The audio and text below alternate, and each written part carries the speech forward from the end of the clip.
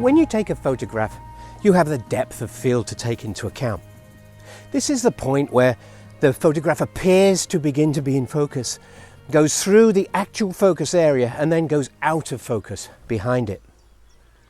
Now, many years ago, I would focus on the middle spot between the 2 points of depth of field that I wanted in focus.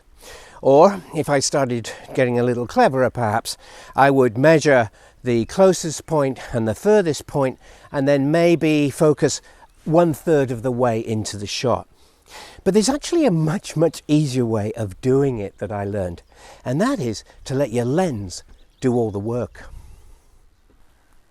You see, your lens actually is marked for you in a scale of feet or meters for the distance that you're focusing at. We've all seen that, right? And you can use that to measure the closest point of focus and the furthest point of focus. Now, instead of trying to work out the 1/3 in point to optimize your depth of field, why not let the lens do it? You see, the lens scale is not linear.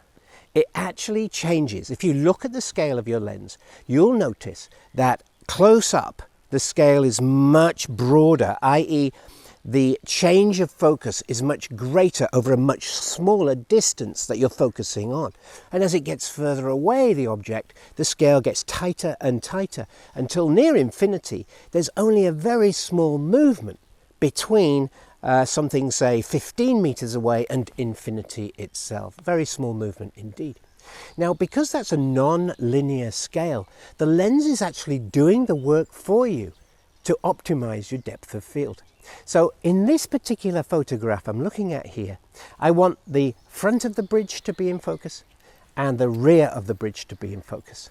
And in order to do that, what I'll do is I'll measure the nearest point, I'll measure the furthest point of the bridge, and I'll move the lens exactly halfway between those 2 points. That is on the lens itself. It will automatically be optimizing my point of focus for that depth of field. Let me show you what I mean. So as I focus the lens on the bridge, I focus to the nearest point and I have 5 meters. And then when I focus at the farthest point of the bridge,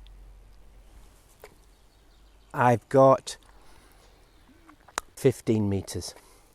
So what I need to do to optimize my focus point for that depth of field is move the focus gauge halfway between those 2 points.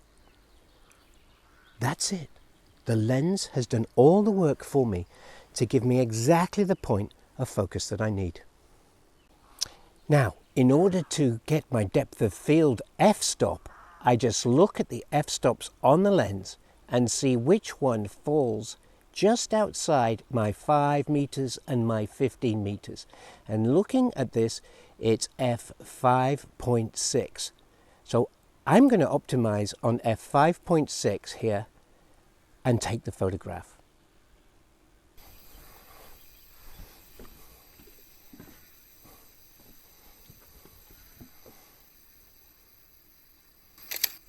And here is the scan of the photograph. I took 2 or 3 and actually caught the sun on this particular one quite well. And let's have a look at the sharpness. So let's zoom in down here and you can see the grass is just coming into focus by the beginning of the bridge and it's very sharp already. So it really is showing it becoming sharp going into the bridge. Let's move along the bridge. Very sharp, of course, along here. This is the actual focus point will be around here somewhere. Of course, I don't know exactly because the lens did it for me. And as we move across, very sharp, stays sharp right up till the end here and starts to go out of focus here. And if you can see there, the grass just beyond the bridge is out of focus. So it really worked a treat. Now, I rounded the numbers up of the 5 and 15 meters because the actual size of the bridge isn't that long. But I wanted you to get my drift and understand what I was trying to say. I measure this point here, look on the focus gauge to see where that lands.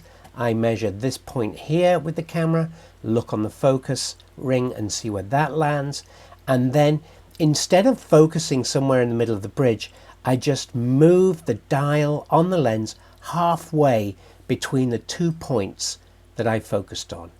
And the lens will automatically focus in this area here. And I don't know exactly where it is because the lens is actually optimizing that focus point exactly where it should be.